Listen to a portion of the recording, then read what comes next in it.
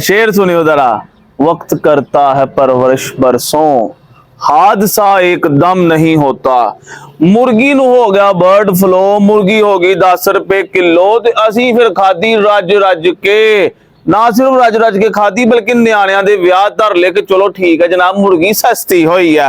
सानू कदी अंदाजा नहीं होया कि जनाब एक किड्डा संगीन मसला है।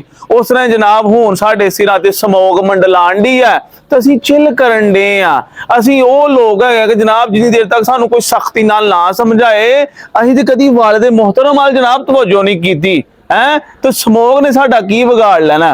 हुण समोग भी साडा प्यारा मेहमान है, हर साल आ जांदा ते असीं भी जनाब भोले पंछी बन के कहने ए की है। तो कई लोग कहंदे ने इस समोग बंदी किस तरह है।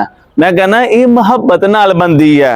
फसलां साड़ो, फैक्ट्रियां चलाओ, है सड़कां ते धुआं छड्डो, कूड़ा साड़ो, आप ही समोग बन जाती है। अहीं वो प्यारे लोग है कि जिन्हां ने सिर दर्द की दवाई नहीं बनाई लेकिन समोग बना ली है। मैं एडा वेला कि मैं अपनी जिंदगी च कदी अख भी नहीं मली क्योंकि साडी किहड़ी मैली अख है। लेकिन ਜਦੋਂ ਦੀ ਸਮੋਗ आई है तो जनाब अखा तो हथ लथदा ही नहीं है। लेकिन समोग के फायदे बड़े ने। समोग के फायदे कि जनाब हालांकि गर्मी है, हल्का हल्का पसीना आंदा बंदे नूं, लेकिन जिले बंदा घरों निकलदा है तो अगे धुंध वाला मौसम वेखदा तो बंदा कहंदा वाह वाह वाह वाह वाह गर्मियां च सर्दियां दे नज़ारे हैं। समोग दे जेहड़े साडे फेफड़े हुंदे ना छुट्टी चल जांदे ने और पता हवा ते है कोई नहीं ते ही साह लैके करना की है।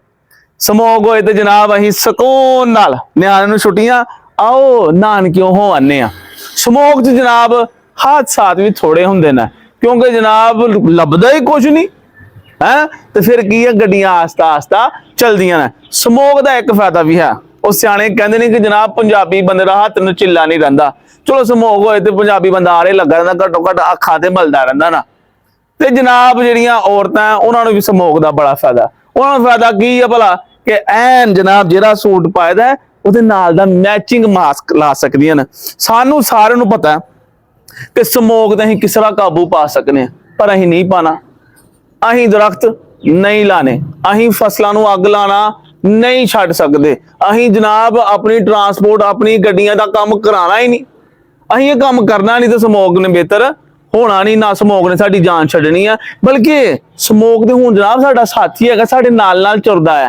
कई बारी तो असीं सोचने कि अच्छा समोग का इंतजार करने पे हुण कल समोग ना हल करांगे, तो समोग भी जनाब इंतजार करन दिया कि शायद कोई कल हल साडा कर ही ले।